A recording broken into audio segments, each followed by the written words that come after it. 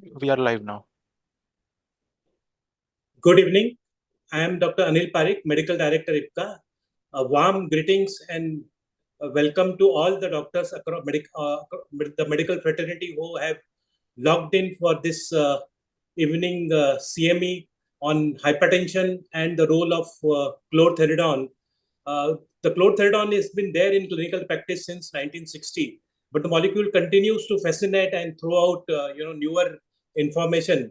Earlier, a year before, it was the click study, which unlike the conventional thinking that thiazides are not useful in hypertension with CKD, but then the click study showed that it is useful. And now recently, the diuretic comparison project, the DCP study, again, the DCP study is an NIH-sponsored study, which is not a double-blind randomized clinical trial, but more of a pragmatic real-world study. So that has again revived the interest on this. So today we will have two very, very distinguished speakers, and both are my favorite speakers. Professor Venkatram, all of us we know, and I have been following his work since I have been a postgraduate student. And now Professor Rajiv Agarwal from Indiana University. I think I have been following his work since last at least 15 years or so, more than a decade or so. I have been observing him, and he he has been studying chlorthalidone in CKD in particular. And earlier the studies were small, which he did, and I followed that also. And now he came out with a larger data set with the CLICK study. So we will have two very, very great academic fists. And thiazide diuretic, like diuretic chlorthalidone, the place continues to grow in clinical practice, and as we come to know. And today, to head this session, we have chairperson Dr. Soumitra Ray. Dr. Soumitra Ray has joined. So, so he is Professor Soumitra Ray. I think is ex-professor Vivekanand Medical Sciences. We all know him because he plays a very, very important role in CSI and all CMEs. Whenever we request him, he's always there. And I think the idea here is to get, he has numerous publications, and he has been trained in UK in cardiology, and then subsequently in India, he has done fascinating work. So I think I would request him to, introduce the speakers and the panelists and take the meeting forward without, taking much time, because we will get on with the discussions, and everybody is looking forward to this interesting talk and session. So over to Professor Soumitra Ray to carry forward today's meeting. Thank you, Dr. Parikh. Good evening to all the delegates who have joined in tonight, and my very favorite hero, that is Dr. Ram and Dr. Rajiv Agarwal, along with the panelists, Dr. Kular, Dr. Muruganathan, and Dr. Sadhanand Shetty, of course. So can you have the slide for the introduction, please? As we all know, Dr. Venkatram is in Padma Shri, is in Padma Vivadi. He is in Apollo Hospitals, Hyderabad, and University of Texas. Now at the moment, I believe, sir, you are in US at the moment. He is Director of Academic and Scientific Affairs, Indian Society of Hypertension, Professor of Clinical Medicine of University of Texas, and Director of Texas Blood Pressure Unit at Dallas, and Dean Macquarie University Medical School, Sydney in Australia. So all across the world, he is there. Wherever you go and talk about hypertension, is Dr. Ram, and Dr. Ram, all the way rated as one of the top most hypertension expert in the world, listed in Who's Who in the World by WHO, author by Who's Who in the World, author of more than 410 plus publications and 9 books, recipient of Lifetime Achievement Award and Moser Award from ASH, received Padma Shri by Indian government for his work on hypertension and preventive cardiology.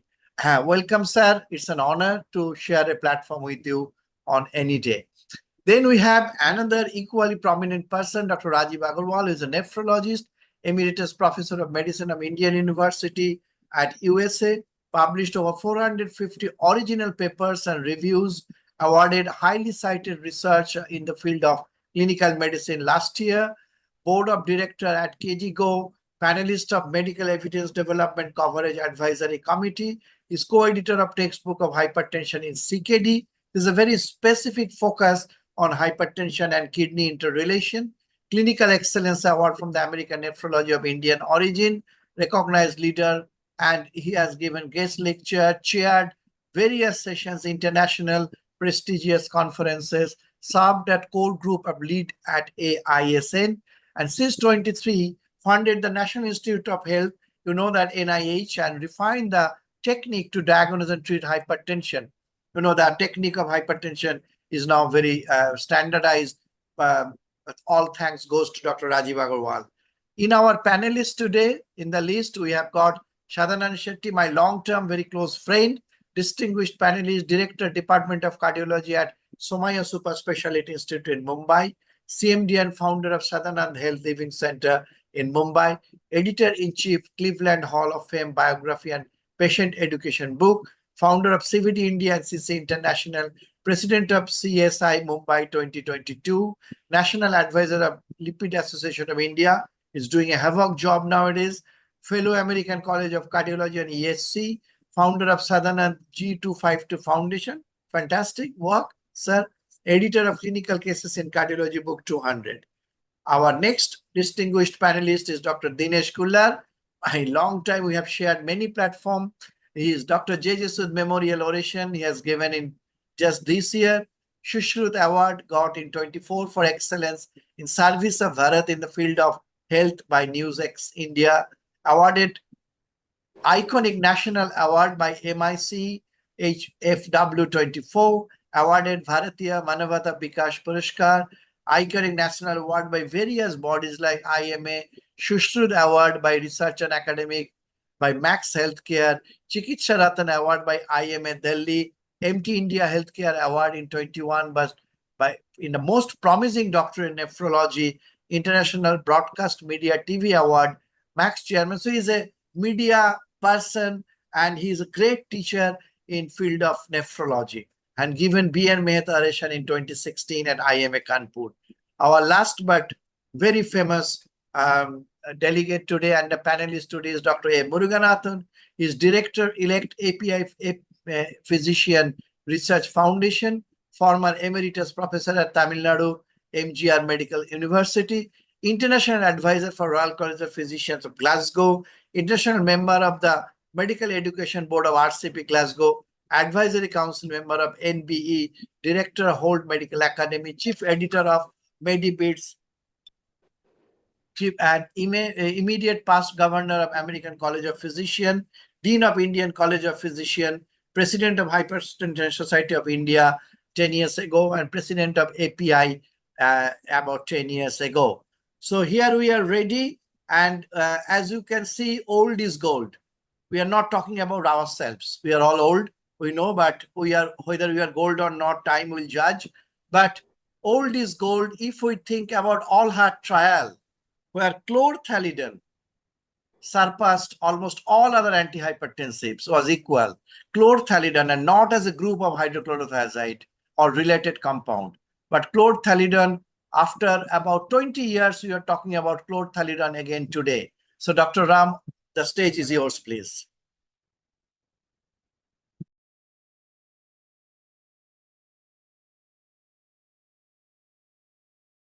Sir, please unmute yourself, sir.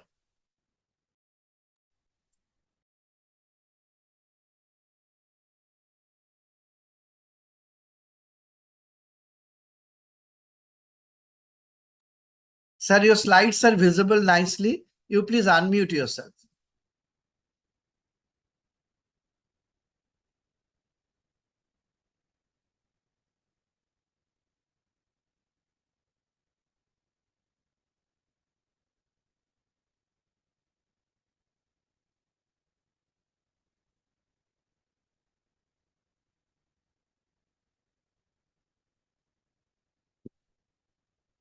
Okay.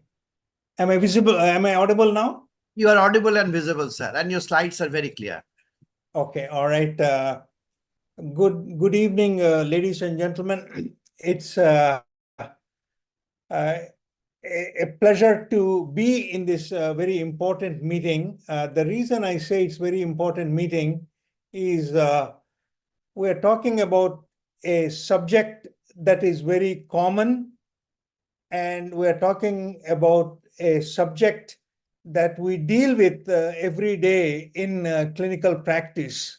as it was mentioned in the introduction, that we're talking about one aspect of treatment that has been around for a very, very long time for the treatment of hypertension, and it will continue to be there as a component of pharmacological approach to lower the blood pressure in patients with chronic hypertension. So for that reason, I think this is a very significant meeting, in my opinion. I also want to acknowledge the wisdom of the organizers in including people who have been associated with the pharmacological development, like Dr. Parikh, and the panelists that were chosen are very well distinguished in their disciplines. And the reason why these panelists were chosen is because hypertension is connected, A, to cardiology, B, to nephrology, C, of course, it is integral part of general medicine. And that is the reason why three prominent individuals representing these disciplines with a lot of experience have been engaged to provide their commentaries. And I want all the audience who are tuned in, either live or in the respective locations or online, that you are going to hear from topmost experts, from not from the world, but also from India, who are very, very good. Now, we are talking about a story that really is almost ending from controversy to conclusion. I think that is the bridge that we have now. Whatever was controversy, that is being bridged today through this symposium to a conclusion. My topic is chlorthalidone and hydrochlorothiazide in clinical practice, a recent conclusive comparative analysis finally. The reason I say conclusive is because A, due to my past background and continuing interest, I have known of a treatment for hypertension for a long time. In fact, from the days of JNC1, I want audience to know that the chairman of the JNC1 was of Indian origin from Mayo Clinic, Dr. Iqbal Kishan. And I was a young resident at that time, and I had an opportunity to know of him since he was the chairman of JNC1, very important historical part for which Indian subcontinent should be very proud. And I was also introduced to this compound by one of the most prominent researchers in 60s, 70s, and 80s, Dr. Mohinder Sambi. He was the head of hypertension and clinical pharmacology at University of California, Los Angeles, and his MD, PhD, a lot of pioneering work he did on pharmacological treatment of hypertension. And in fact, when I was a resident, he gave me a book that he wrote. The entire book he wrote was on chlorthalidone. So my historical connection goes back to that. And lastly, when I joined the University of Texas in Dallas in 70s, my late partner, Dr. Norman Kaplan, asked me to do a trial comparing various diuretics in the treatment of hypertension. In fact, it was my second or third clinical trial ever in my career, and was published. So these are some historical milestones that I want to narrate. Now let's move on. Sir, you can make a full screen, sir. Full screen.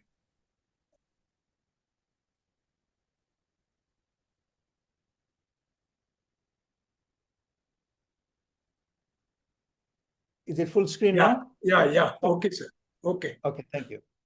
All hypertension guidelines since inception till today have included diuretics as a component of pharmacological option in the treatment of hypertension, either as monotherapy or increasingly as combination therapy. There is no guideline, either national, regional, or global, that has not included diuretics as an aspect of controlling the blood pressure in patients with hypertension. There are two guidelines that are being developed at the present time. One is from the European Society of Cardiology, and other is American College of Cardiology, American Heart Association. And there might be another third guideline that will also be available in the next 9 to 12 months. And we will have to see where they will place the role of the diuretic. I don't think it will change that much, but some more guidelines are in the offing, as if we don't have enough. I think we have enough guidelines. Now, among the choices for the treatment of hypertension, pharmacological treatment of hypertension, all guidelines, of course, strongly recommend as an initial step non-pharmacological treatment, lifestyle changes, the usual lifestyle changes for reducing the cardiovascular risk. And that will never change. That is the platform on which pharmacological treatment is based. So the initial treatment, if possible, is to introduce, implement, and sustain lifestyle changes, non-pharmacological treatment. Among the pharmacological treatment, a variety of compounds are available: diuretics, beta blockers, RAS blockers, CCBs, aldosterone antagonists, etc. All of them can be used either as monotherapy or preferably in combination therapy. Among the diuretics, the thiazide diuretics, I think Dr. Parikh mentioned, were introduced in 1958. And a thiazide-like diuretic just changes in the carboxyl ring, make it a little bit longer acting, has been developed in 1960, chlorthalidone. So the thiazide and thiazide diuretics have been around ever since the recommendations were made for the treatment of hypertension. One important point that I want to make, some of you, Dr. Kullar is available, is aware of it. And I think Dr. Rajiv Agarwal and Dr. Parikh, many of you are available. The mechanism of action of diuretics in the treatment of hypertension is not diuresis. It is not due to diuresis. They're called diuretics because of the pharmacopoeia description, but the mechanism of action is a fall in peripheral vascular resistance, systemic vascular resistance. The hemodynamic abnormality in hypertension in the long run is an increase in peripheral vascular resistance. Any drug that lowers the blood pressure has to lower the peripheral vascular resistance or systemic vascular resistance, and diuretics, despite the name, are not an exception. The chief mechanism of action of diuretics is a reduction in peripheral vascular resistance. This is a nice diagram showing when you give a diuretic for the treatment of hypertension, there is a fall in blood pressure, as you can see here. Both systolic and diastolic blood pressure go down. Initially, the plasma volume goes down, but ultimately it becomes normal. Initially, the cardiac output goes down, but ultimately it becomes normal. But the antihypertensive effect is maintained because of a reduction in peripheral vascular resistance.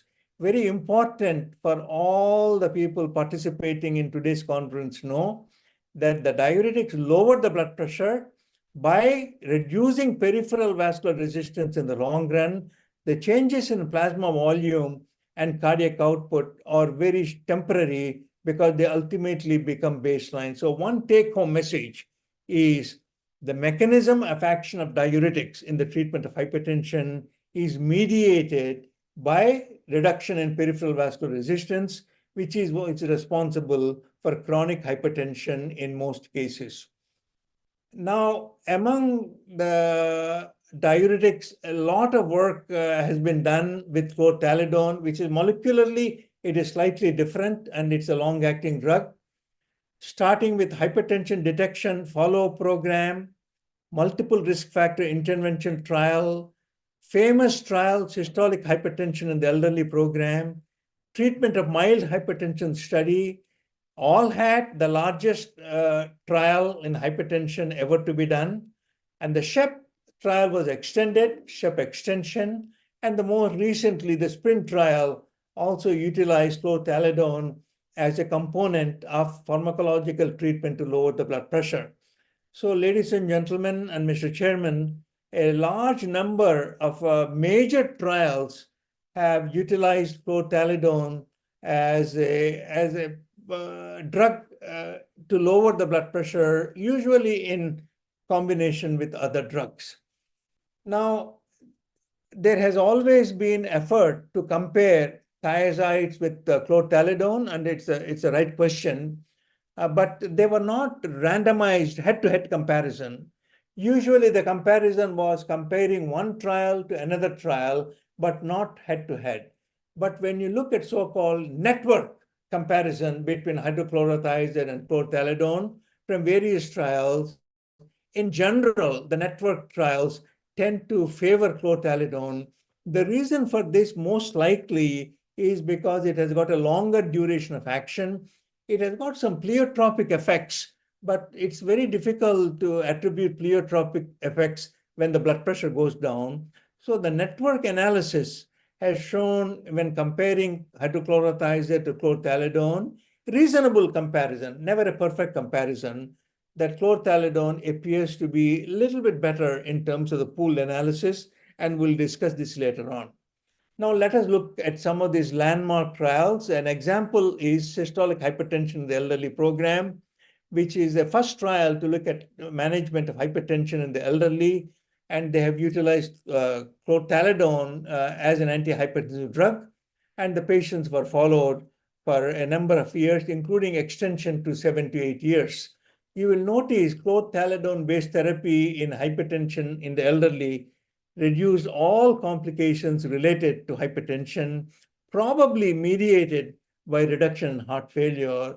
But the usual composite endpoints were significantly reduced, and it was a landmark trial when the results were known, published. Subsequently, ALL-HAT trial utilized calcium blocking drug, an ACE inhibitor, chlortalidone. We're not going to talk about the alpha blocker arm, but this is also a long-term study looking at the effects of different pharmacological drugs in the treatment of hypertension. In terms of congestive heart failure, chlortalidone was much superior to other agents in reducing the cumulative incidence of congestive heart failure in the ALL-HAT trial, which is a very large trial. Multiple risk factor intervention trial is a very interesting, somewhat peculiar trial where investigators can switch from chlortalidone to hydrochlorothiazide. However they wanted to switch, they can switch over a 7-year period. And what they found was when the patients were on chlortalidone, there was a greater blood pressure reduction and also other endpoints in the chlortalidone group. The importance of Mr. Fit trial is it was a very long trial, 7-year trial.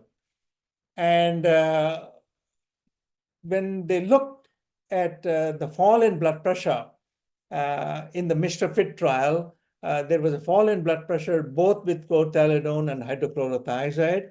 There was a greater fall in the chlortalidone group compared to hydrochlorothiazide, and maybe that is the reason why the reversal or regression of left ventricular hypertrophy was more prominent in the chlortalidone group. And my interpretation is it is not a pleiotropic effect.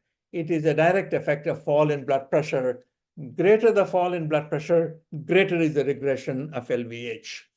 And they followed electrolytes during the period, and there was no major difference between potassium levels in the Mr. Fit trial. So they concluded that the outcomes were different, but the electrolyte balance was very similar with both the drugs and the drugs that were used.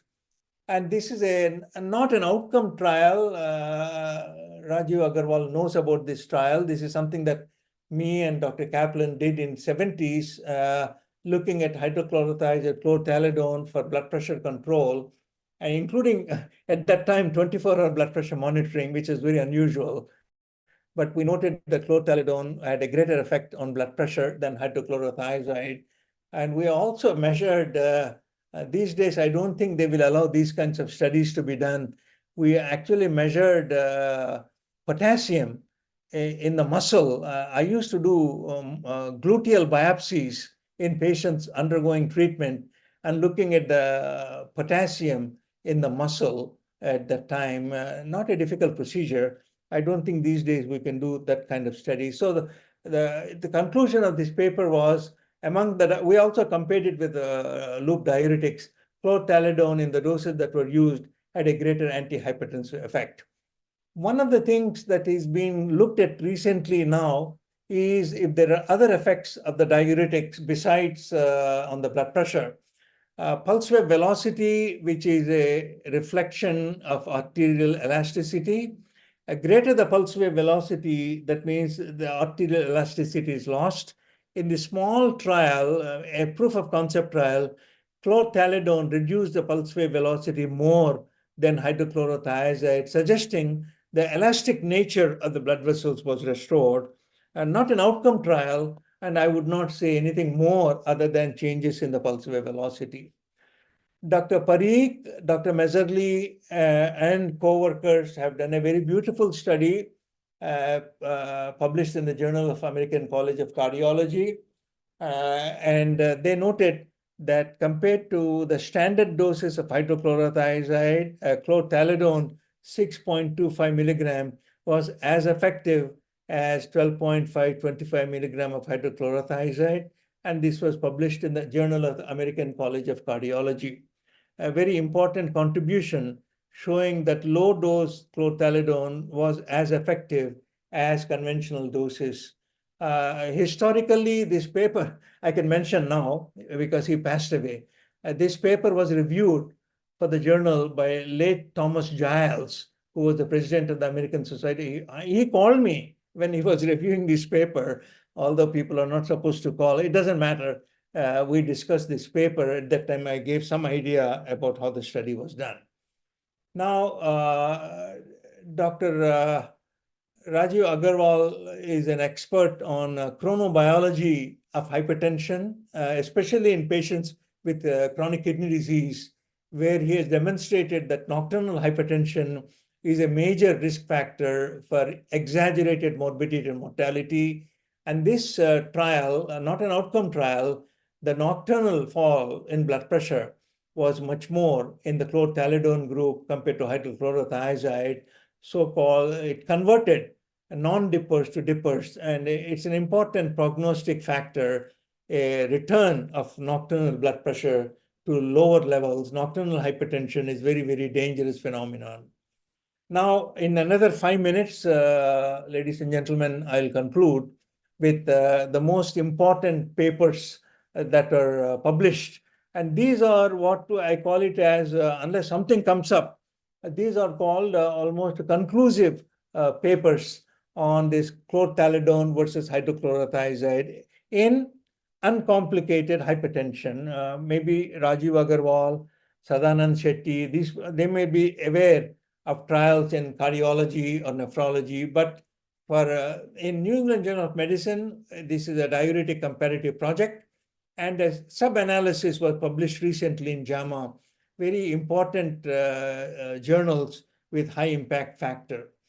The first trial to compare head-to-head, really head-to-head, is a diuretic comparison project, chlortalidone and hydrochlorothiazide project, where in the Veterans Administration group, elderly patients older than 65 years were assigned as a part of therapy, either hydrochlorothiazide or chlortalidone, and they were followed for a period of time.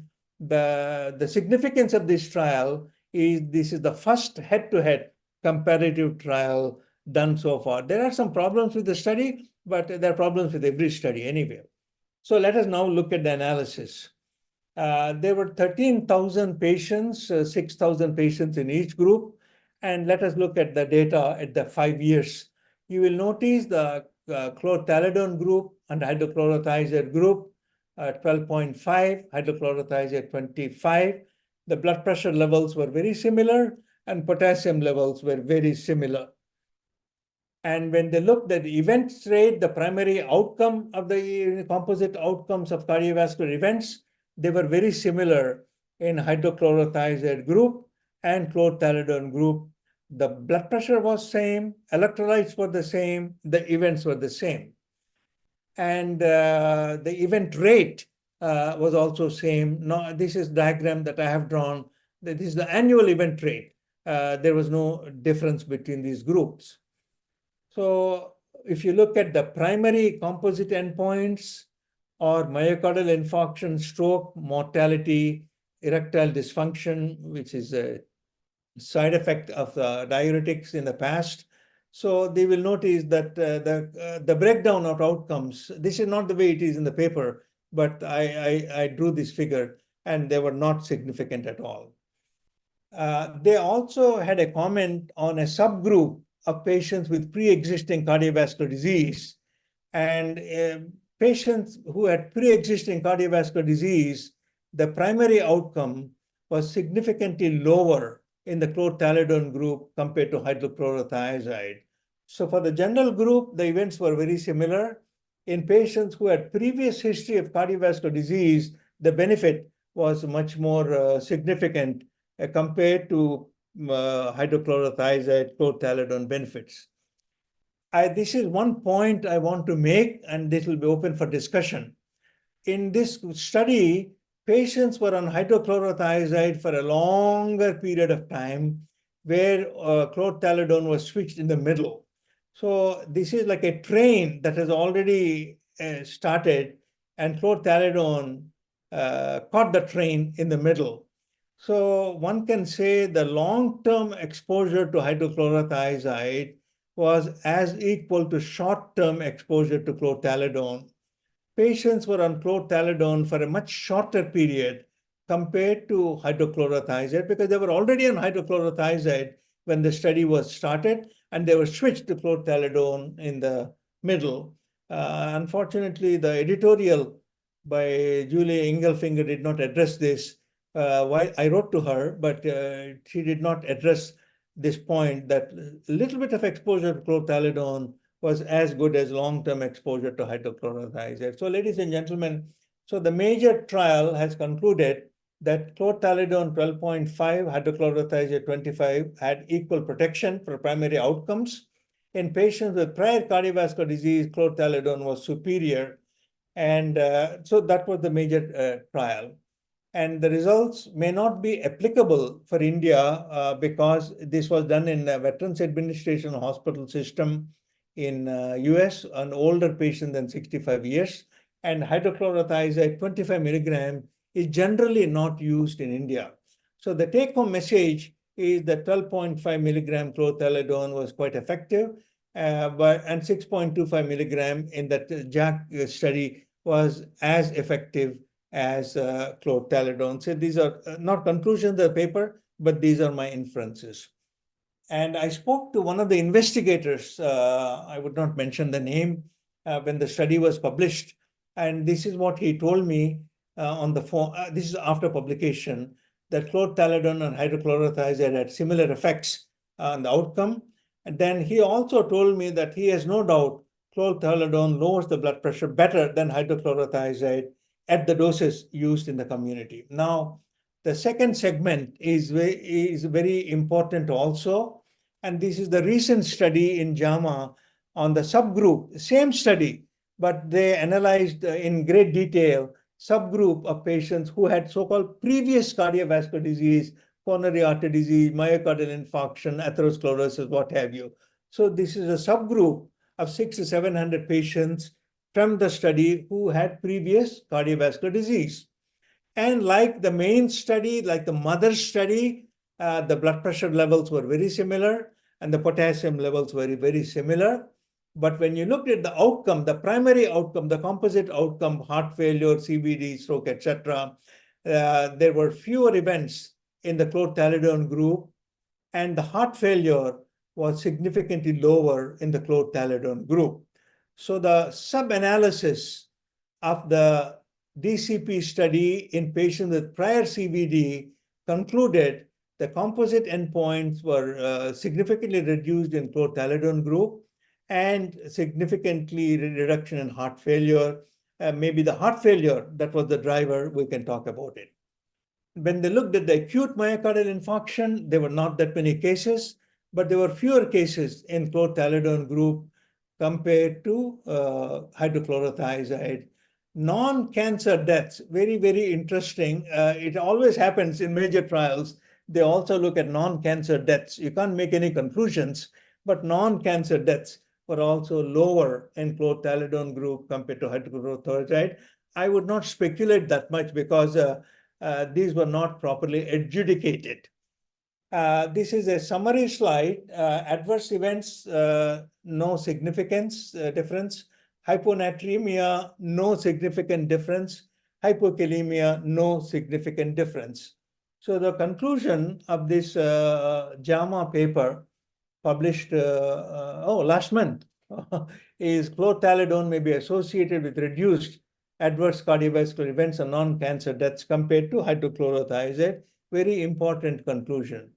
So the doses of hydrochlorothiazide, chlorthalidone were pharmacologically comparable, and it is the only first and only randomized trial that shows the advantages of chlorthalidone or hydrochlorothiazide in patients with hypertension and prior cardiovascular disease.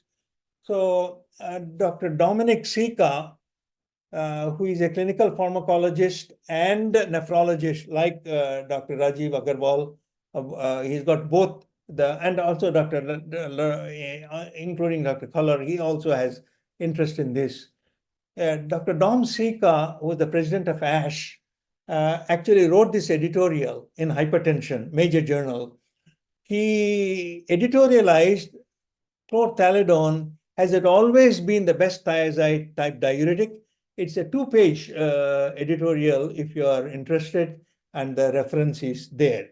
And Mr. Chairman, ladies and gentlemen, then I want to conclude with a tribute to my late partner who actually wrote this editorial. He was a strong advocate that chlorthalidone might be superior to hydrochlorothiazide, even before we had the data, because it is a long duration. So he actually wrote this editorial, which is widely quoted in the world. Chlorthalidone versus hydrochlorothiazide, a tale of tortoise and a hare. And his conclusion was it is the tortoise that reached the goal ultimately.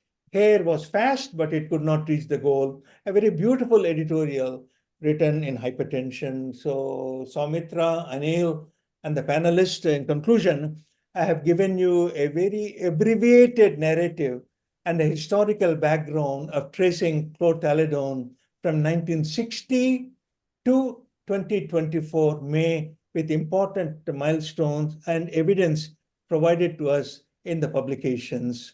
And we will have any discussion later on. And at this point, please allow me to conclude with my appreciation and salutations for your attention. And I'll stop sharing the screen at this point. Thank you very much. Thank you, Dr. Ram. What can be a better clinical extravaganza experience than to hear Dr. Ram on hypertension? His approach neutral, scientific, and research-oriented. And we also learn how to analyze a study, how to draw inferences from a study. Fantastic, sir. We'll have a lot of discussion. I'm sure the delegates are eager. But before that, we'll hear from another equal exponent from another aspect of hypertension, from the nephrological aspect, hypertension, the role of chlorthalidone, none other than Dr. Rajiv Agarwal. Sir, please. Thank you, Dr. Ray. I have 20 minutes to talk to you about hypertension and the role of chlorthalidone. You know, for many years, I served as the examiner of the American Society of Hypertension. And when we used to write the examination papers, we actually had to sit in New York for kind of a couple of days and debate on all the multiple choice questions. And I realized that probably people get stumped more on the basic aspects of hypertension than the complicated aspects. So what I've tried to impress on you is just the basics in this talk. This is a very important analysis published in Lancet. It's 1 million people who participated in clinical trials. And what is plotted here is the achieved blood pressure on the x-axis and the stroke mortality on the y-axis. And you can see for every 20 millimeter change in systolic blood pressure, the stroke mortality doubles. Also, you note that the stroke mortality is highest in people with from 80 to 89 years of age and lowest in 50 to 59. That's obvious. But what is important to recognize is that even in people who are that old, 80 to 89, a lower blood pressure is better. And we have data, even in the very elderly, that a lower blood pressure is a better blood pressure. We used to be taught that 100 plus the age should be the blood pressure, and we grow complacent on the blood pressure control, but probably we should change that paradigm, because what we are now learning 20 years later from the publication of that million people meta-analysis is that from randomized trials, we find that blood pressure, even when it is below 130, can reduce cardiovascular risk, whether people have cardiovascular disease at baseline or whether they don't have cardiovascular disease. You can see from the top two bars that the cardiovascular risk is lower by about 10% for every 5 millimeter reduction in blood pressure. In other words, if you had a patient who had heart failure or a myocardial infarction and say has diabetes, and you lower the blood pressure, say from 130 to 125, you reduce the risk by about 10%, which is quite remarkable. And this is kind of the basis of the guidelines, because now they are sort of going by a risk-based algorithm by which we tend to lower blood pressure if the risk is high. So in stage 1 hypertension, we tend to treat them if the risk of cardiovascular outcome is more than 20%, and in stage 2 hypertension more than 10%. So it's very fascinating that we actually have looked at cardiovascular risk reduction as the strategy and the blood pressure as kind of a surrogate. Now, when we look at these blood pressure, you might say, gee, I don't treat those blood pressures less than 140. And you're probably right, because if you're going to measure these blood pressures, it's important to get the measurement right. And oftentimes the blood pressure is not measured right. For example, this is a man sitting there and his back is not supported. His legs are hanging, is dangling. He's talking to the person who's measuring the blood pressure.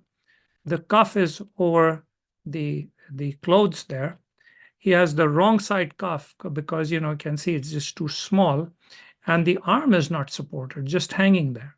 So there are at least 5 errors. So when I tell the patient, says, you just need to remember 5 things when you measure blood pressure. And what are those 5 things, they ask me? Well, the first thing is the timing of blood pressure. You have to do it in the morning when you wake up. You have to empty your bladder, and then you have to go and sit on a chair next to a table. You're going to sit. That's the first thing you rest. The second thing you rest is your back. The third thing you rest is your feet flat on the ground. 3 things resting. The fourth thing you're going to rest is your arm on the table, and you're going to take 2 cushions and going to support it. If you are just going to have the arms dangling on the side, it's not a good idea. And the 5th thing to rest is the most important, because that's your mind. You can't be on your cell phone or watching television or reading a newspaper. You just close your eyes for 5 minutes, and then you press the button on the machine to check a blood pressure, and you repeat it 2 more times, and that's the best blood pressure you can check. Now, all this is going to take about 8 minutes, and you can be parsimonious. You can tell them, hey, you can measure it twice a week or thrice a week, but when you measure it, pay attention to detail, because if you don't, then you're missing the point. And these are very important papers. Just like your birth certificate, you need to keep a record of it for a long time. Dr. Ram already mentioned it, that we don't emphasize the need for non-pharmacological management, but there's great value in doing that. Now, we have learned over many years that hypertension is a heterogeneous condition. You can see patient 1, the pink is the renin-angiotensin system, the yellow is the sympathetic factor, the blue is the volume factor or sodium factor. And you can see patient 1, 2, and 3 are quite different.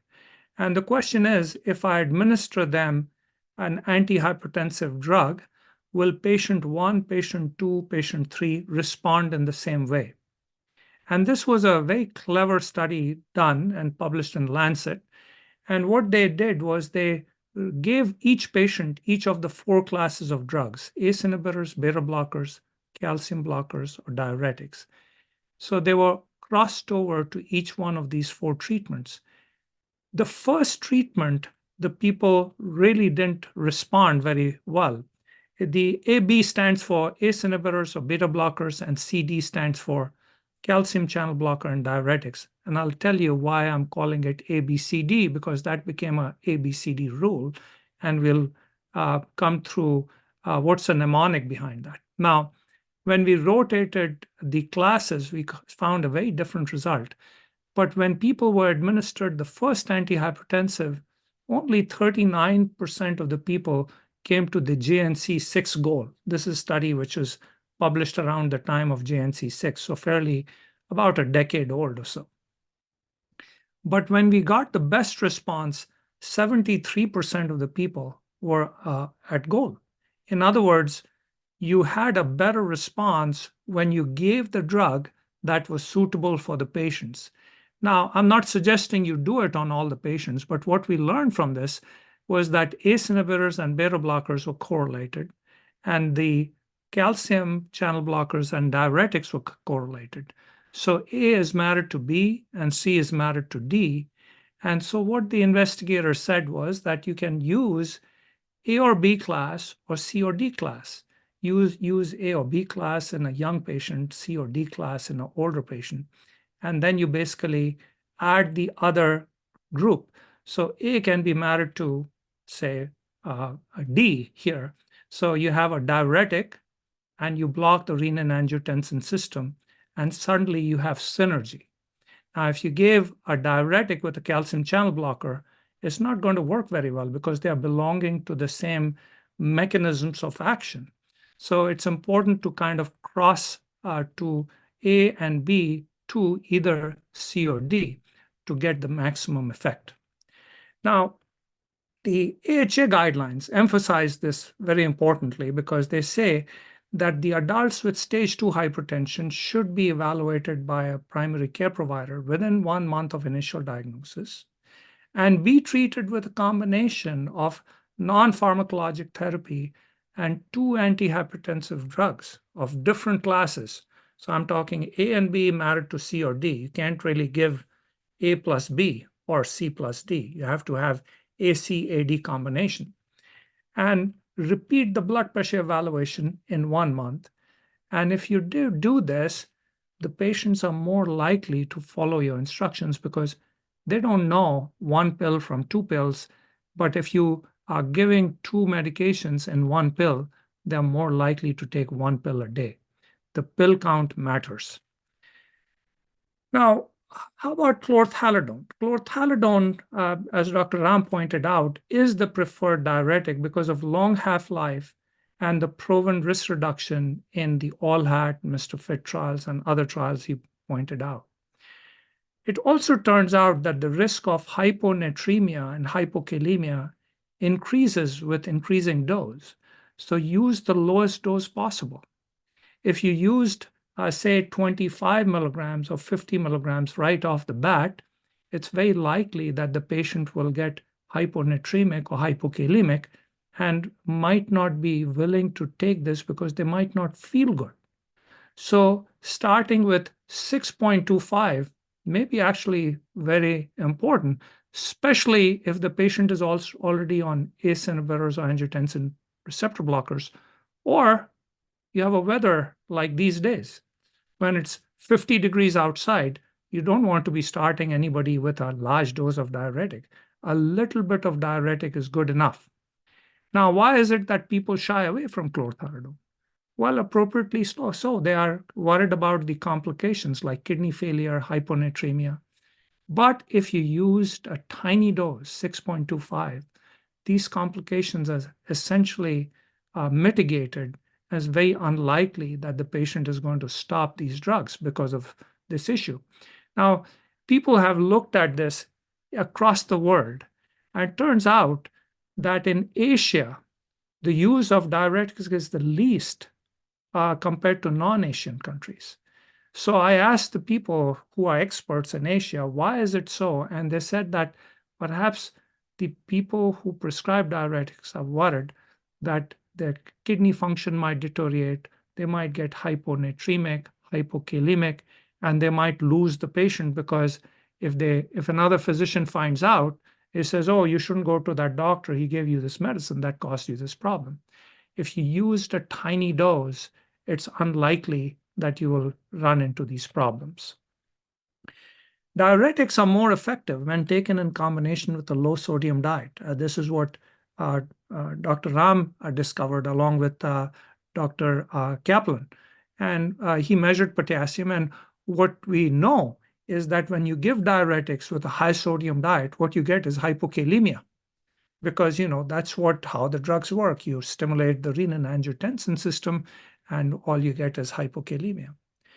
Diuretics are synergistic with RAS blockers and beta blockers. Remember the ABCD rule. So if you're using a diuretic and the drug ain't working, you can just simply combine it with either a RAS blocker or a beta blocker. And the risk of hypokalemia are also mitigated when used with ACE inhibitors or ARBs and including beta blockers. Now, amiloride and spironolactone can be used with thiazides in adults with low serum potassium at baseline. Why? Because they can mitigate further potassium losses, but you have to be very careful when the GFR is less than 45. Now, switching on to kidney failure. Most of the guidelines were not advocating the use because there were very few studies. We counted total of 6 studies from 1972 to 1982. They were all non-randomized studies in people with kidney disease, total of 91 patients. And from 1994 to 2012, there were 59 patients total that had undergone randomized trials. So the data were essentially non-existent in people with chronic kidney disease, and therefore the guidelines did not recommend them. In fact, there were 3 guidelines that were said you shouldn't be using it if GFR is less than 30. These were the American guidelines, the European Society of Cardiology guidelines, and International Society of Hypertension. The Canadian guidelines and KDIGO guidelines were kind of questionable. They didn't say much. But this is the genesis. There was a big gap in our understanding. So, and like Dr. Parikh pointed out, chlorthalidone was approved by the FDA in 1960. Spironolactone was actually approved in 1961. So chlorthalidone is one of the earliest diuretics that was approved. So hinging on the fact that there weren't much data in 2014, we did a very small study and we asked the question whether it can work in people with kidney disease. And this was really a pilot study that paved the way for the next study, which was published in a better journal, which was a randomized trial, a double-blind, placebo-controlled randomized trial. Now, it was done at a single center. It was all done in Indianapolis.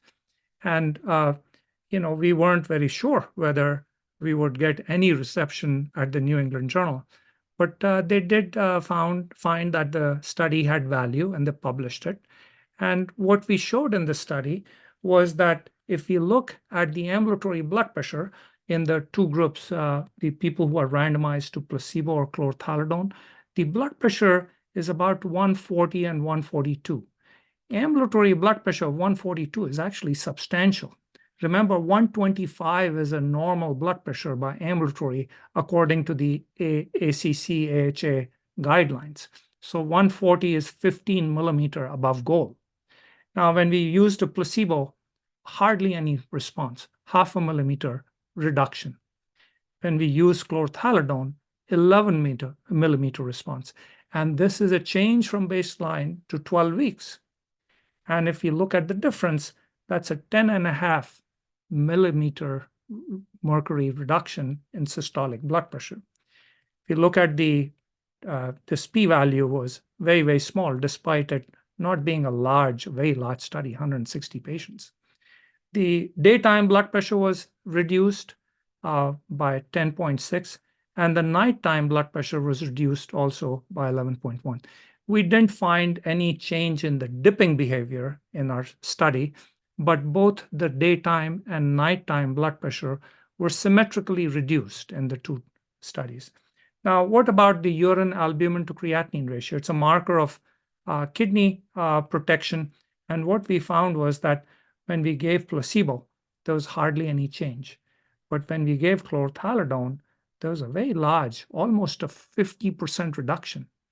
And you might wonder, how come chlorthalidone is reducing the UACR, or urine albumin to creatinine ratio, what we colloquially call it as proteinuria? How come it was reduced by 50%? ACE and ARBs can reduce it by 30%. Chlorthalidone is reducing by 50%. Why?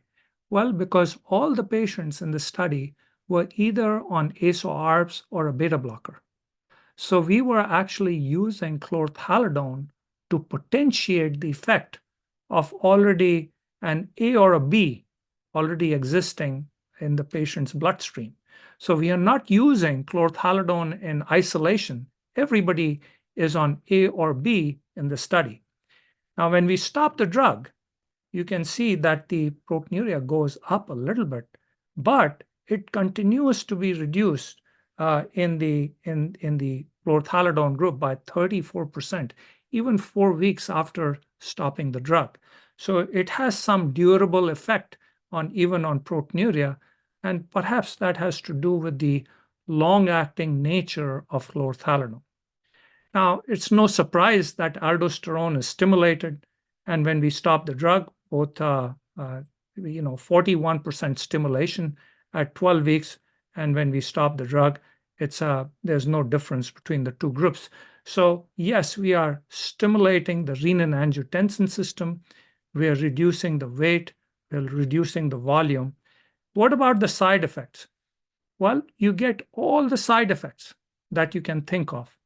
Hypokalemia, very little hyperkalemia, hyponatremia, hypomagnesemia, hyperglycemia, hyperuricemia.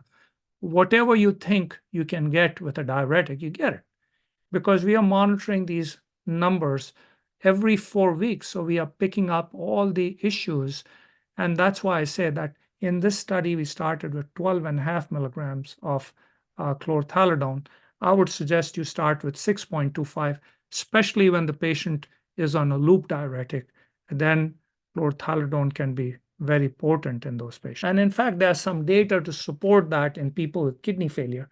They'll look at the urinary PGE2 levels in people who have been sodium restricted and people who are getting diuretics. In people who get diuretics, the PGE2 levels go up, but not with sodium restriction. And you can see the free water clearance also changes with these factors. Now, finally, what do you do if chlorthalidone doesn't work? And we know for the treatment of resistant hypertension, spironolactone is very effective. And these are results that Brian Williams showed with the Pathways trial. But spironolactone has a problem in people with kidney failure. You can't use it. And it turns out in this group of patients, chlorthalidone may be quite effective.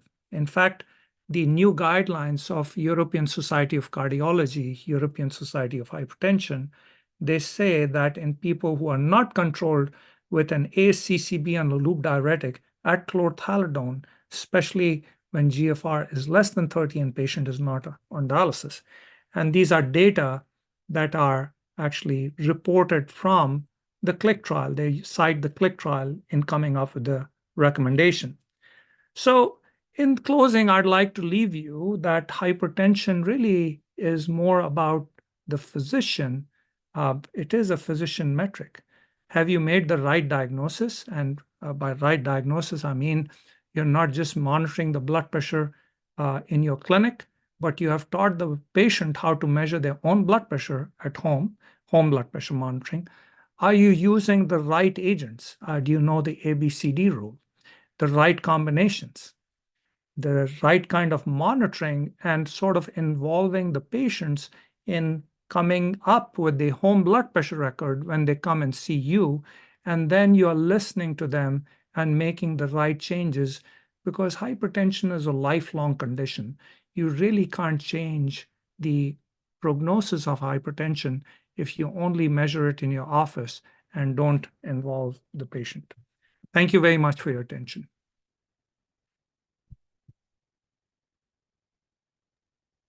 Thank you, Dr. Agarwal. That was a very, very in-depth analysis of the pathophysiology of hypertension and the positioning of diuretic. It's really a learning fit for, I think, most of us.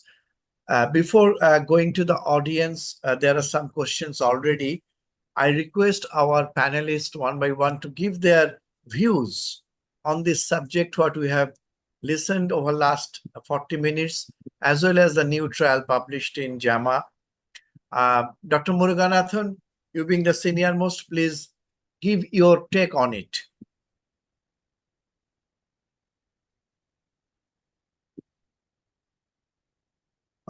First of all, thank you very much for including me as standing talk.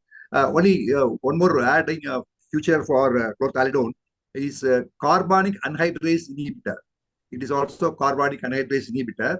So not only distal convoluted tubule, it also acts in the proximal convoluted tubule. That's why the diuretic effect is more. And that is also one of the reasons how the platelet aggregation is also reduced by chlorthalidone. And also the insulin sensitivity compared to hydrochlorothiazide, this chlorthalidone is better.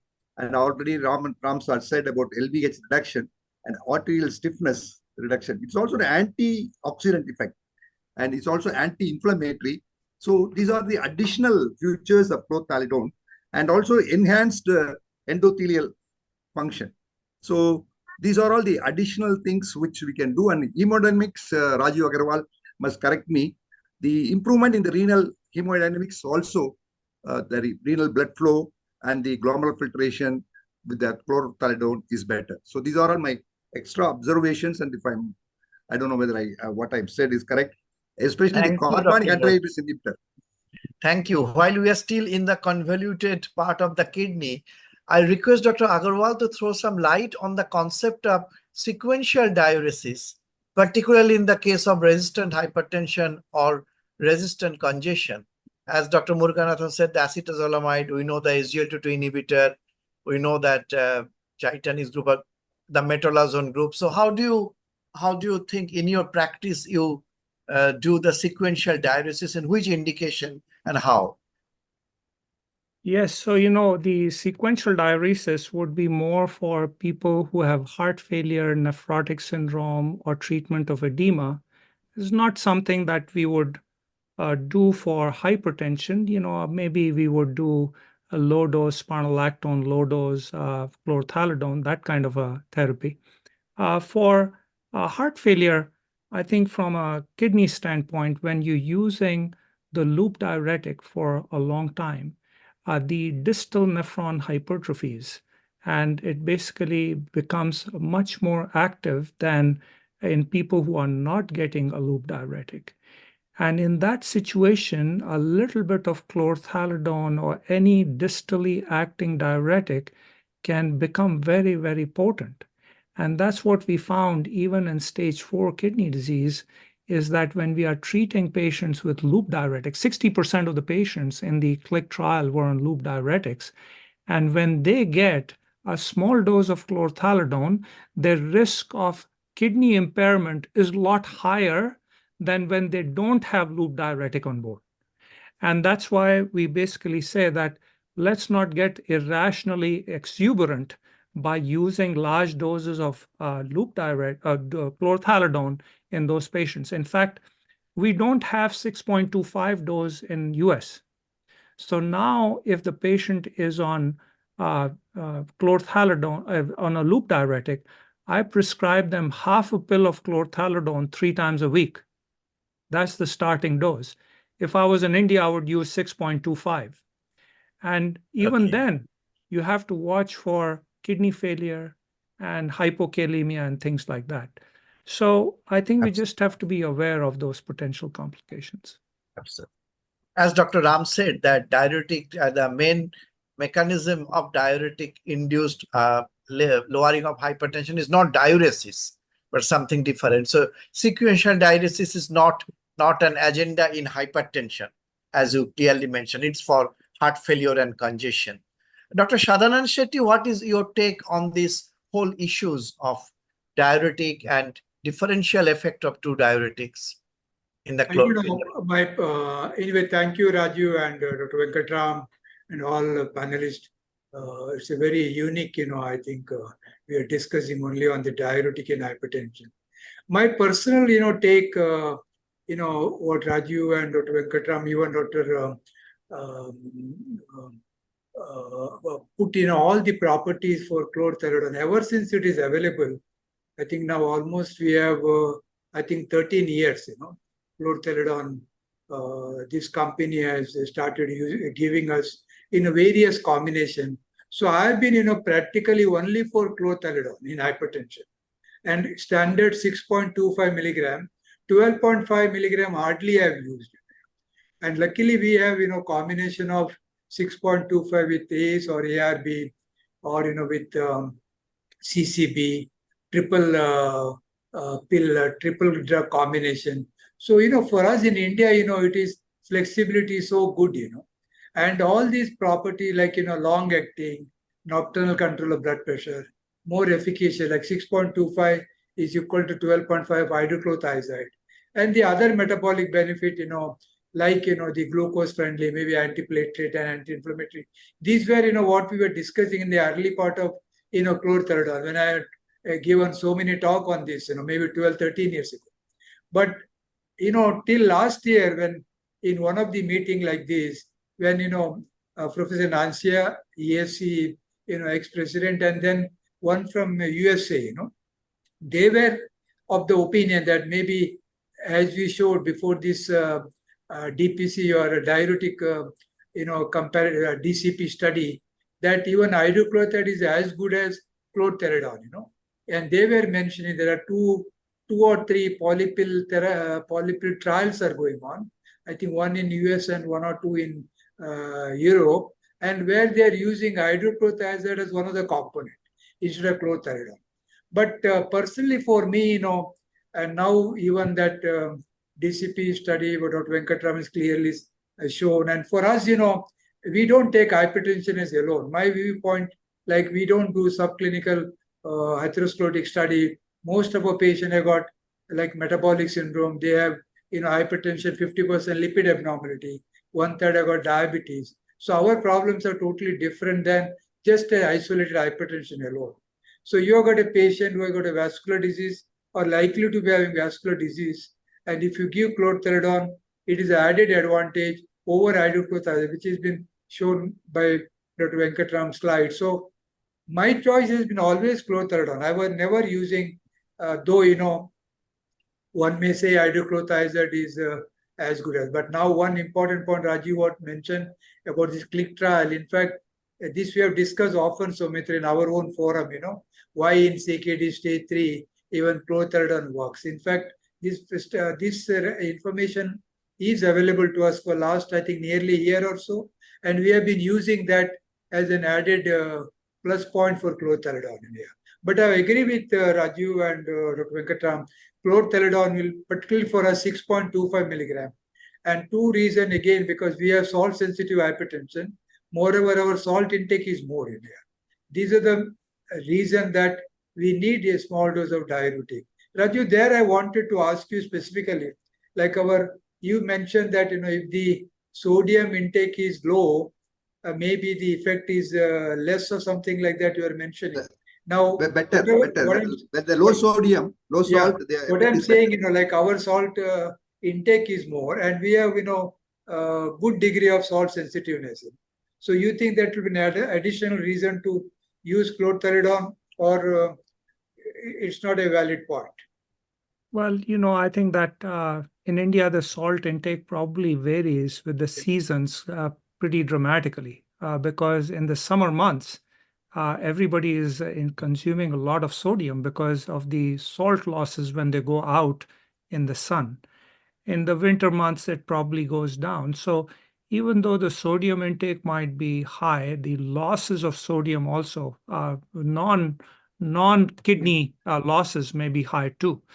And most of the world actually takes a lot of sodium. If I measure sodium in my patients, and we did in the CLIck trial, and the sodium content actually had very little to do with the blood pressure response with chlorthalidone. We actually, in the causal mediation analysis that I showed you, there was actually no effect at all. But in general, if you take a patient and put them on a low sodium diet, and this is, in the 1950s when we didn't have diuretics, it was the rice and fruit diet, which didn't have salt. And the Hollywood celebrities lost 20, 30 pounds of weight. That was the Ozempic. That was the semaglutide of the 50s, where they would go to this guy from Duke and spend a few months, and they would lose 20, 30 pounds, and the blood pressure would become normal. And what was it? It was basically a diet which was rice and fruit, which is essentially devoid of sodium and very rich in potassium and fiber, etc. So I think that dietary control is important, especially in people where it might be hard to treat because they might be having a very high sodium content in the food. And I think that's important to recognize. It might be an important treatable point in some patients that you see. But using chlorthalidone in all, not Well, hydrochloride at all. Is it a right way or was it? Well, it depends. I would not say in all because, I see a specialist practice. So, I'm getting patients who have multiple comorbidities and they might already be on multiple drugs when they come and see me. But, if the blood pressure is uncontrolled, I think that chlorthalidone is a useful agent in your toolbox to know how to use. Thank you. We have to rush a bit because there are lots of questions. But Dr. Kuller, your take on this subject, please. So, quite impressive. I mean, as expected, the two talks by the stalwarts in the field of hypertension. Nothing could have been better than what we heard today, and that reinforces our faith in this molecule called chlorthalidone. And typically, from a nephrologist point of view, you see, on one hand, we need a drug which can effectively control the blood pressure of our patients. That's one. Contrary to what we believed till sometime a few years back, that thiazides, after a certain deterioration in the renal function, may not actually work. And this has proved to be wrong. And that's one. Secondly, any drug which adds another value, which means it is having a proteinuria lowering effect, is certainly welcome, because we have a sort of fascination for any drug which can bring down the protein excretion rate. So that's two. And then finally, what we have seen, they are not working via a volume control alone. They have their mechanism of action, which is totally in line with what we want to achieve in the case of any antihypertensive. And any drug which works even till late stages of CKD, that stage 4 or 5. So there was a trial in combination with butanide, and contrary to what Dr. Rajiv Agarwal said, that he may be a little wary of combining the two. That trial actually also spoke in favor of the addition of chlorthalidone, a low dose, to butanide, whereby there was a definite superiority when compared with butanide in combination with the placebo. So I believe, and that was in stage 4 or stage 5, not on dialysis CKD population. So as I said earlier, I would be very happy to have a drug which takes care of the blood pressure of my patients having CKD. That's one. And certainly the recent data has shown that they score over other thiazides, especially hydrochlorothiazide, as has been amply highlighted today. So of course, it has become many of people's favorite in the recent times. So I'm also one of them. I would certainly confess that have reposed my faith in chlorothalidone, and we are lucky to have lower dose formulation in our country. So it gives us a chance to use 6.25 milligrams and 12.5 milligrams. Yeah.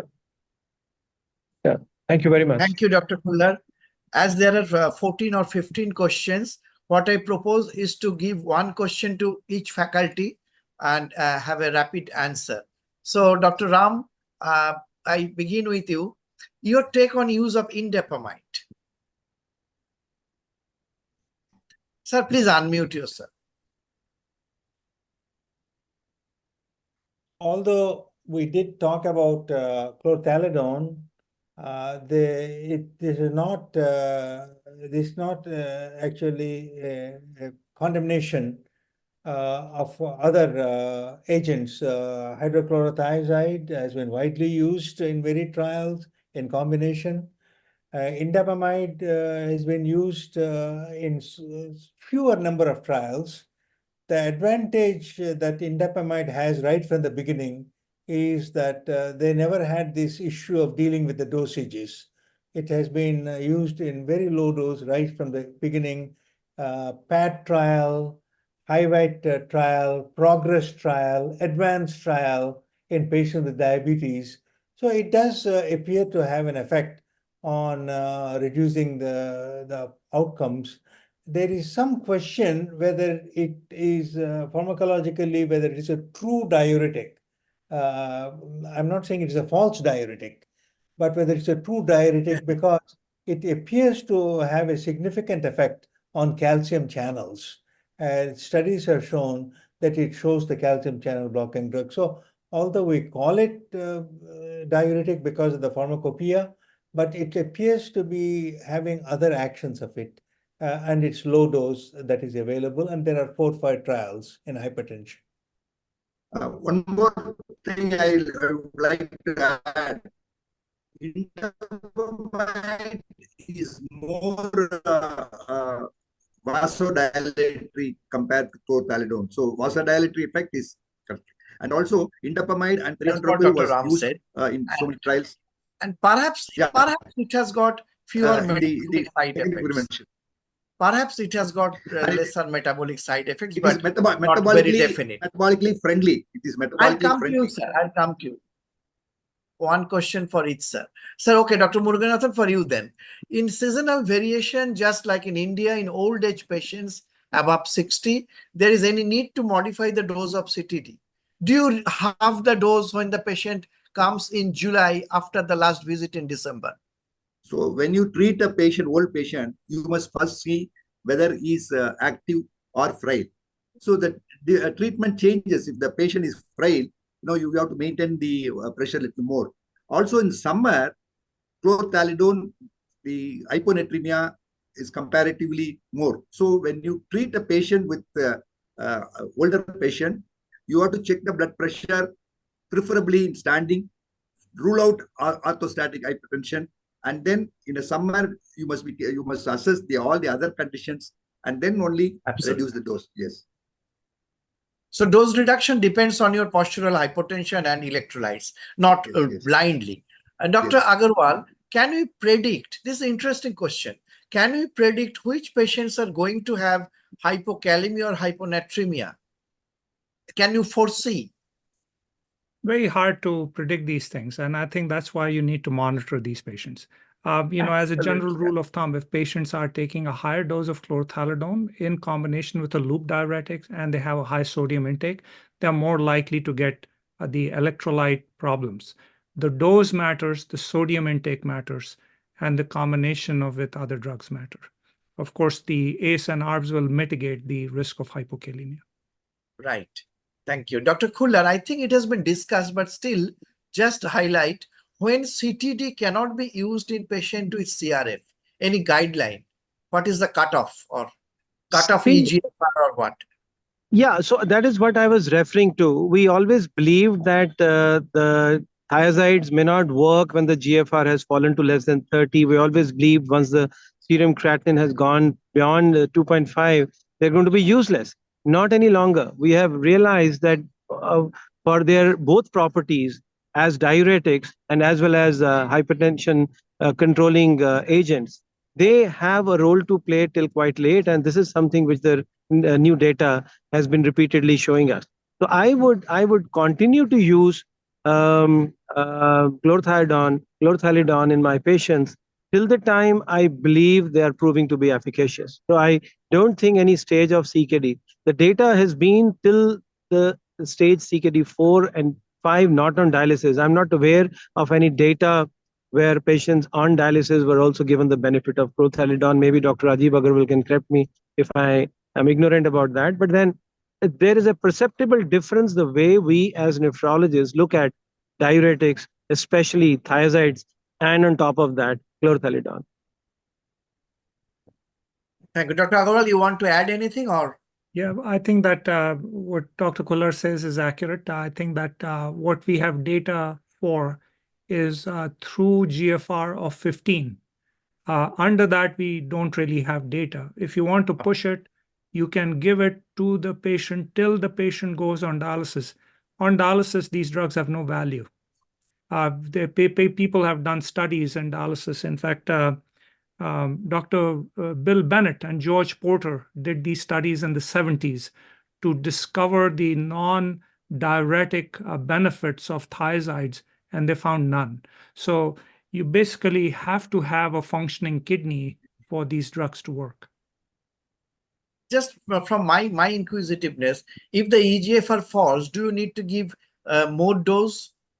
No, if the EGFR is falling, you have to be cautious. You might have to back off the diuretic to make sure, Okay. you have to assess the patient. If the patient is symptomatic and GFR is falling, you have to back off. Now, Dr. that is Shetty different. That is different if the patient is progressing slowly, as you might expect. Say the patient was a GFR of 32 2 years back, and now it is 25, and the blood pressure has gone up. That is a different situation. You might increase the medication. So it depends on the context. Dr. Shetty, the answer may be a bit long, but if you can be brief kindly, mechanism of cardiovascular benefit of CTD in patient with atherosclerotic disease. I would possibly believe, the better efficacious, controlling better than, hydrochlorothiazide, the long action of the drug, nocturnal blood pressure control with this. Though Rajiv mentioned there is no dipping part, they're not sure with the CTD. So I personally feel, it is in a target organ protection will be there, if the BP is under control most of the time, and an efficacious drug. So I would put it basically rather than whatever antiplatelet, anti-inflammatory properties. I don't know, more of an experiment in real time, in our real world experience. I'm not sure, but I think I would go by the target organ protection, better control of blood pressure. And I don't know, maybe Rajiv and Venkatram can, though in their slide they have shown it's a comparable effect, but definitely chlorthalidone is more potent than the hydrochlorothiazide, and long acting, nocturnal blood pressure control. Those properties are in favor of chlorthalidone, isn't it? What do you say, Ram? Dr. Sadanand, let me respond to that. So you can do a very large experiment, 10,000 patients, or you can do a 100-patient experiment. A 100-patient experiment done with care is a lot more valuable than a 10,000-patient experiment done carelessly. If you look at the DCP, the supplement, you find that there's no mention of the antihypertensive drugs used at baseline. You have no mention. A third of the patients have blood pressure recordings at 3 years. Means 2/3 of the patients didn't even have blood pressure recording. So how can we say that the blood pressures are the same when 2/3 of the patients are missing data? Whereas carefully done studies, Dr. Parikh has done these head-to-head comparison with hydrochlorothiazide and chlorthalidone with ambulatory blood pressure monitoring. If I can see the effect there, there's very little doubt that there is difference in the two drugs. There's a meta-analysis that's published. We typically believe it's a 2-to-1 comparison, but actually chlorthalidone is 3 times as potent as hydrochlorothiazide. It's approximately 3.1, 3.2 times. This is a meta-analysis in hypertension. Matt Weir and I wrote an editorial on that. Petrozan is the first author. So it's very important to recognize that carefully done small studies shouldn't be discounted in favor of very large studies because they are poorly done. So vascular protection is due to the better control. Let's Yes, go I to would say that. I would say Yeah. that the blood pressure control is But definitely a factor in this situation. Yeah. Dr. Ram. We have got a very interesting question over here. Amlodipine-induced edema, ankle edema. Do you give another antihypertensive to counter that? And what is that? What is that antihypertensive? Yeah, very quickly, the previous question, the vasculoprotective properties, and Sadanand mentioned indirectly about some pleiotropic effects on platelet inhibition, carbonic anhydrase inhibition, nitric oxide release. All of them have been shown with chlorthalidone, but you can't tell it because the blood pressure also fell down. Yeah. When the blood pressure comes down, it's hard to attribute it to other ancillary properties. Now, the ankle edema that occurs with calcium blocking drugs in some people is not due to, it's not due to systemic fluid retention. It's not due to cardiorenal axis. It is just a local pre-capillary dilatation without post-capillary dilatation, just like in the kidney. And you cannot counter that with a diuretic or anything. But studies have shown that edema is somewhat less in combination with a RAS blocker. And the effect is not changing the volume, but it is just a pre-capillary and post-capillary dilatation. So the edema is a cosmetic one, nothing to do with fluid retention, and you can offset it with a RAS blocker inconsistently. Wonderful. So the message is that resist adding a diuretic to counteract the amlodipine-induced edema. If anything, you add an ARB, which is also a post-capillary dilatation, post-capillary arterial dilator. So you can actually pressure, you can reduce the dose. You can reduce the dose of the dihydropyridine and add an ACE or ARB, just like Dr. Ram said.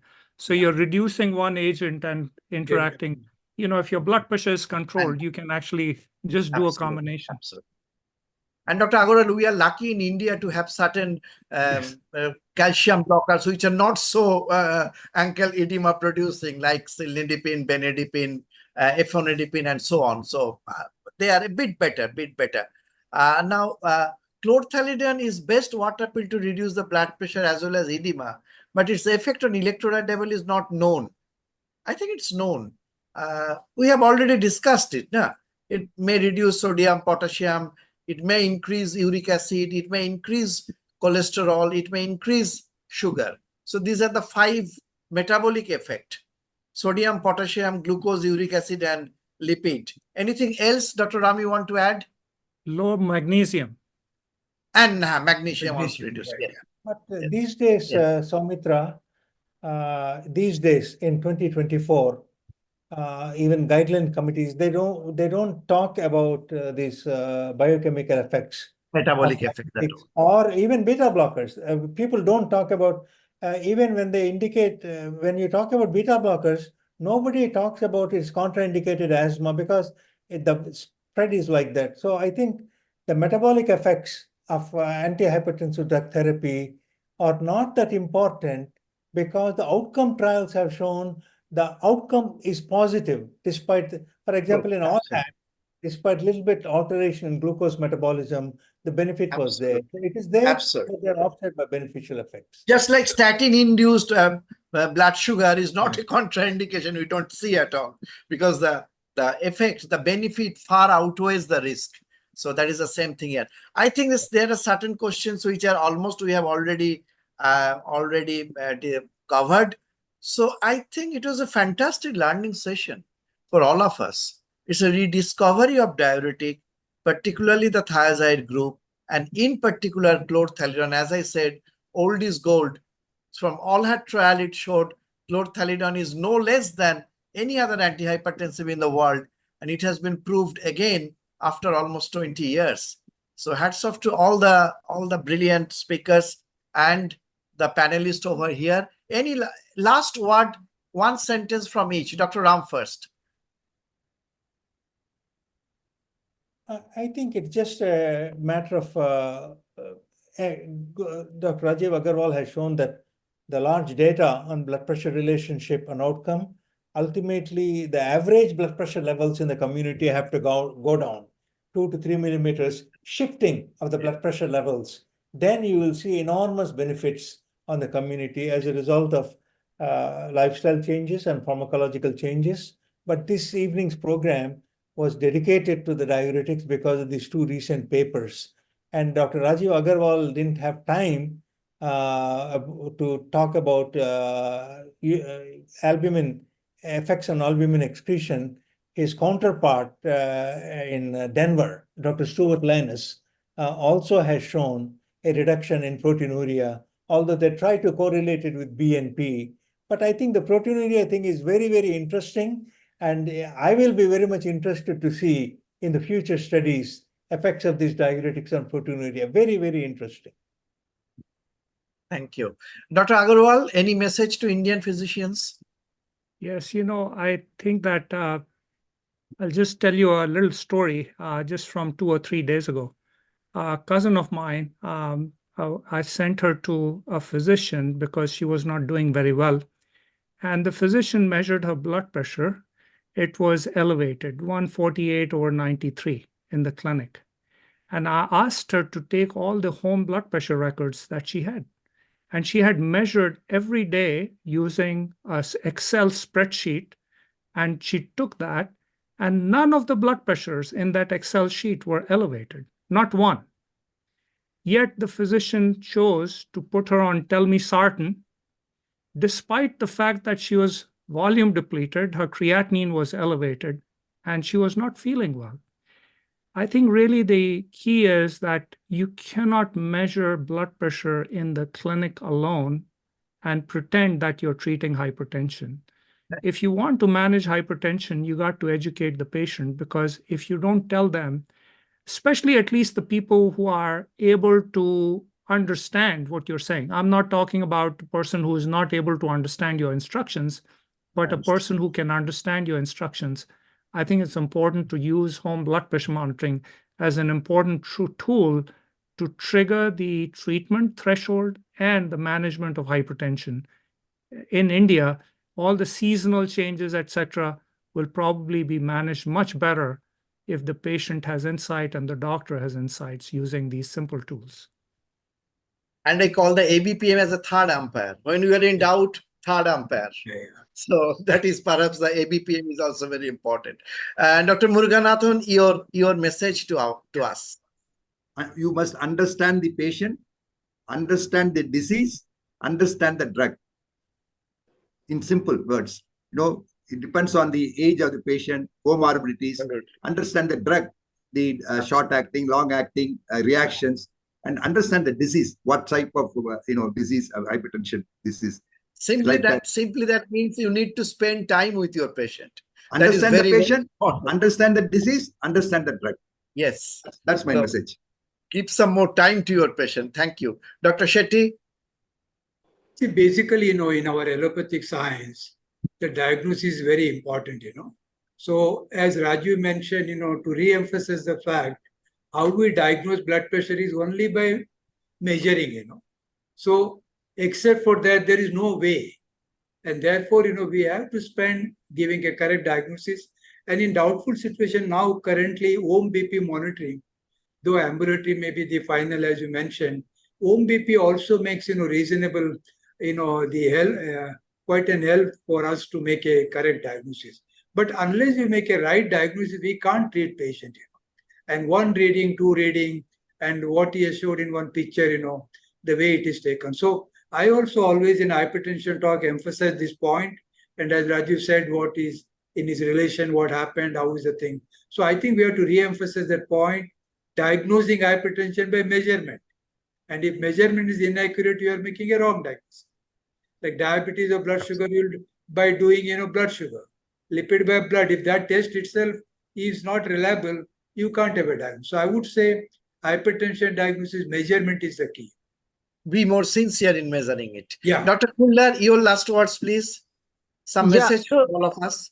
So no, this is just in response to a query which was there in the chat box, which was not probably answered for the lack of time. Someone wanted to know why has spironolactone not been made a part of the guidelines when it comes to resistant hypertension. Well, that is not the case. Spironolactone, or for that matter, the older steroidal mineralocorticoid receptor antagonists have always been a part.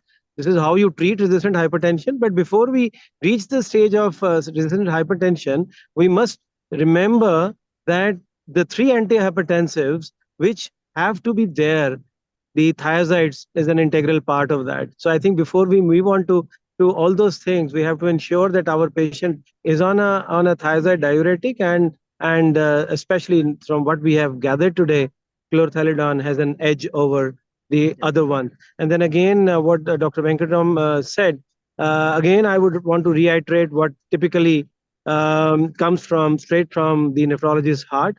We want to know whether a given drug has any additional protective effect onto the kidney rather than just pure hemodynamic actions.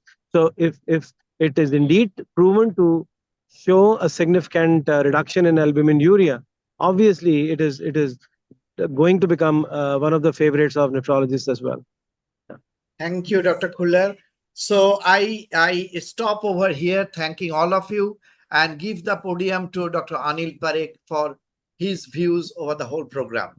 Sir. Thank you, Mitra. I think it was a fantastic academic fest with both Professor Venkatram and Professor Rajiv Agarwal.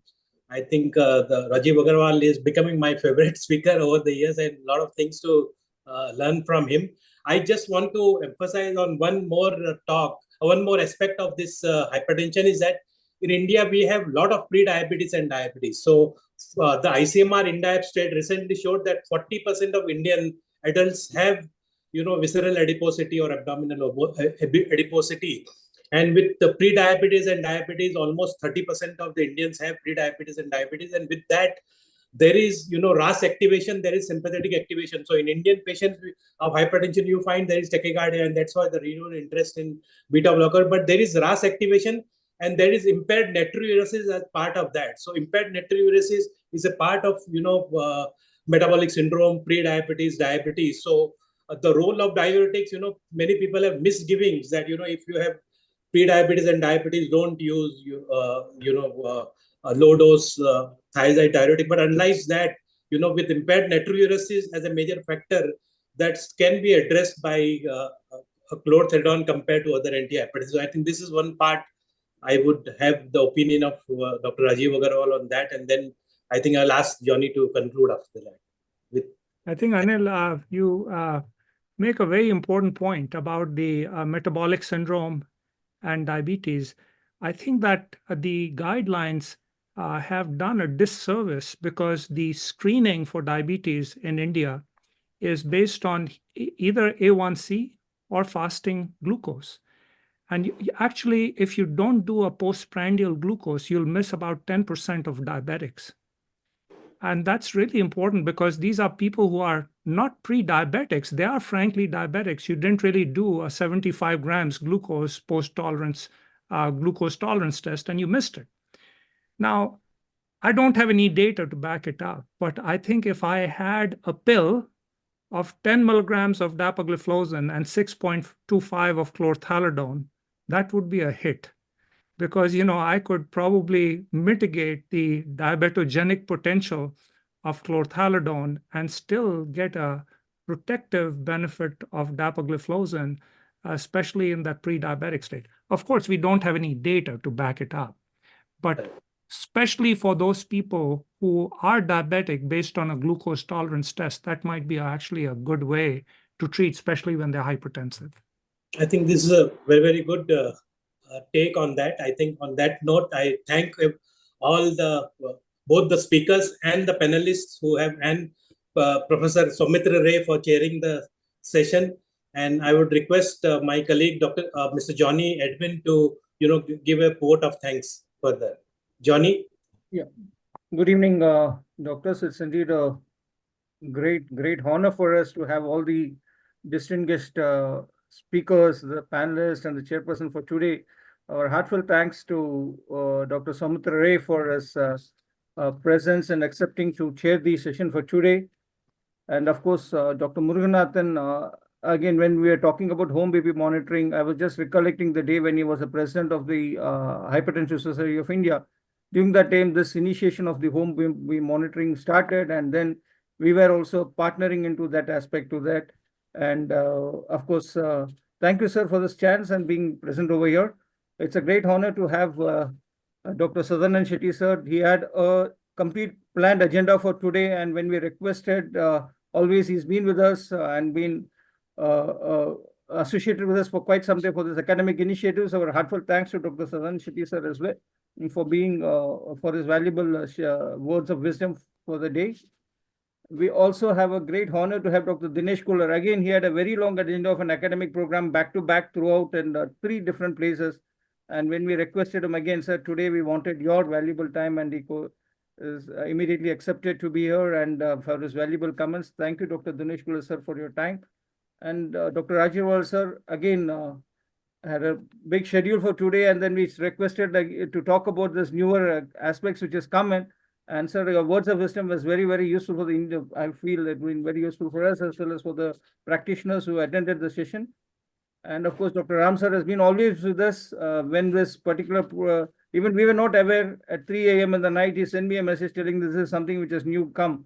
So that triggered us that, yes, this sort of a message should be conveyed to our practicing doctors across. That is how this program came into limelight. Thank you, Dr. Ram, sir, for this opportunity and planning the entire schedule for the day. We also had this program conducted in almost like 35 centers across the country, where we had almost 65 doctors who were in the panel or different places. Since due to lack of time, I'm unable to read out all the names. But yes, these are the few doctors who were a part of the places in various parts of the country. So our heartfelt thanks to each and everyone, especially Dr. Nagulsina, sir, Dr. John Christopher, sir. Few names I'm just mentioning over here, Dr. P.S. Willi from Hyderabad. So all of their valuable time would definitely made this event a great success for us.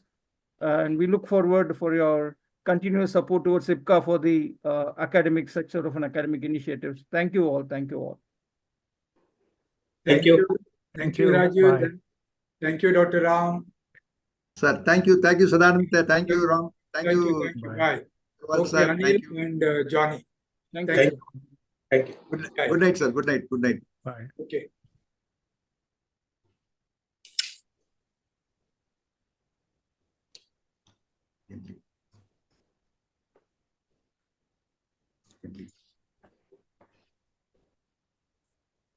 Thank you, Dr. Sadanand.